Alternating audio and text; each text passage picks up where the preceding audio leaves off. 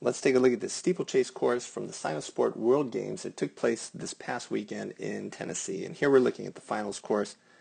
And we got a nice opening for us, lots of different options for handling it. I think people are going to start either from here, between 1 and 2, or between 2 and 3, usually closer to number 2. You can line your dog up nicely, 1 and 2, and we need a turn to 3 before we get a turn from 3 to 4. And so most people, wherever they line up, let's start with the inside spot. So on the inside spot, clearly we're going to set up a rear cross here. As our dog takes 1 and 2, we're going to pull them to 3. While they're headed for 3, we're going to rear cross them. That creates a very nice turn here at number 3, and you're good to go for the number 4 jump. Now if you're one of these people that set up between 1 and 2 or 2 and 3, then you're usually going for some version of a lead out pivot, and that's 1 and 2, and as your dog commits to 2, these handlers are going to drive really hard toward number 3 to turn the dog to number 3, and then they can peel away to number 4, again creating that turn 3 to 4. One note between 3 and 4, if your dog comes a little bit wide over number 3, that's not necessarily a bad thing versus if they go tight, because you can see that going wide actually gives them a better approach to the broad jump and the tunnel, which is the next part of the course. I think for myself, and probably for most handlers, rather than coming in this way and trying to cross over here, that would really show these dogs this tunnel here. I think most handlers are going to opt to come around this way and then just rear cross the dog as they're in the tunnel. On the map here, it looks like the dog's going to shoot out of the tunnel in this direction, so that you're going to need some kind of line change to get to the A-frame. But in my experience, the tunnels often set up very differently from the maps, and experienced dogs and small dogs in particular are very good about coming and creating a very straight line to whatever the next obstacle is, depending on the handler's position. And you can handle this on either side. I think most people are going to opt to stay on the inside in order to eventually manage the weave pulls. So let's see what that would look like. The dog is coming out this way to number 7. We've done our rear cross, and now we're going to parallel the dog over the A-frame. And here's a skill that's pretty useful because this scenario happens so often in American agility, where the handler is trapped on one side of the contact, or there by choice. You have to turn the dog away from you into the tunnel. And so as the handler, even if I have to step into the A-frame area to get my dog into the tunnel, it's still a very short trip for me to then go here, while my dog has to take a much longer path to get into the weave pole. So it's easy for me to set up a good weave pole entry. And now we get to the toughest and most interesting part of the course, and really it's all about the lines. First I'll draw the path. This is the overall path, 14, 15, 16, and back into the weave poles. But that is not the exact path the dog is going to take. And actually, if we take a much closer look, there's no straight line through these jumps.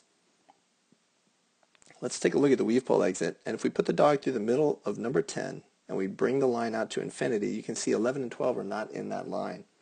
If I move the line to include number 12, you can see that we have a little bit of 11 in there, and we have none of 10. We're going to run our dog smack into the wing of 10. So this tells me I can't handle this as a straight line. It just doesn't make sense. And so what you're going to have to do is change the dog's line.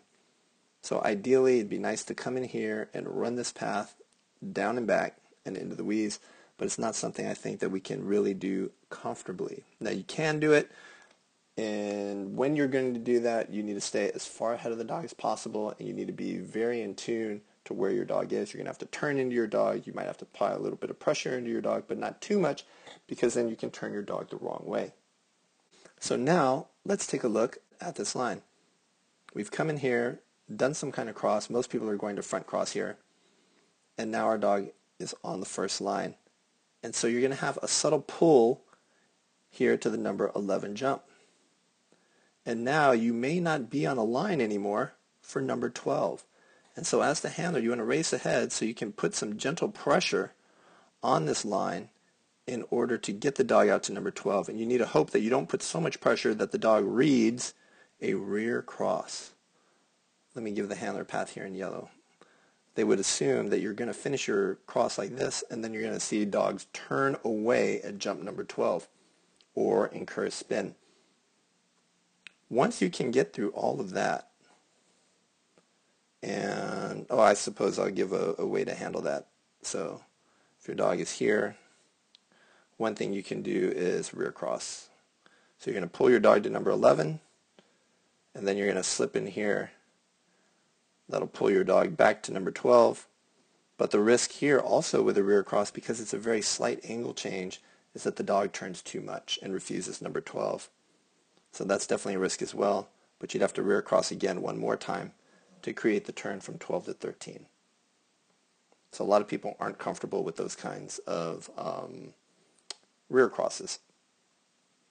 So I think you're going to see a lot of people try and brute force it and run this line, which is something, depending on how straight the line is, I would be inclined to do myself. Just try and outrun my dog in that spot. Once you get them turning over number 12, let's say we get a really great turn here. What's our approach going to look like to 13? Well, most likely it's like this. And you can see that 13 and 14, you need to come back in a line to get 14, and now you need to turn away to 15 again. So again, we have the exact same problem we just had on the 10, 11, 12 line. There's no straight line that gets us through it. Let's say we could magically start our dog wherever we wanted. Is there a straight line through 13, 14, and 15? Almost. It does look like there's almost a line. Let me try and draw a line in here. But not quite. Maybe just a little bit right here. And so the question is, how would you get your dog through that line?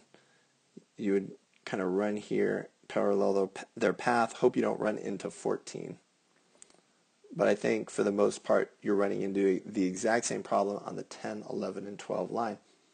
You're going to possibly have some changes where you need to do some crossing, and it's very awkward to do the crossing in this spot. So that if your dog, let me give the dog's path in green, so you're coming this way, let's say, however we got here, we're now on the inside. I can pull the dog to 14, rear cross the dog here. That will create a turn to 15, and then you have to rear cross again. So if I was going to use rear crosses, you'd basically be doing these back-to-back rear crosses on slight angle situations, which I think a lot of people don't want to do.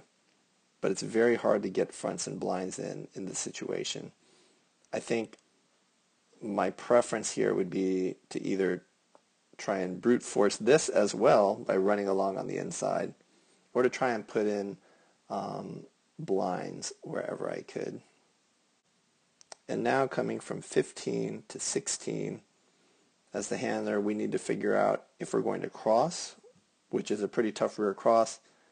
Then you can front and finish out 17 and 18 and 19, or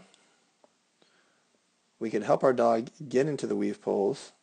So here it's 15, 16. Let me change the color and be consistent. So green is the dog. We can go with the dog. That really helps him with the entry. It really drives him through these poles. But then we have to beat our dog to the exit and really push into their path to turn them away from us.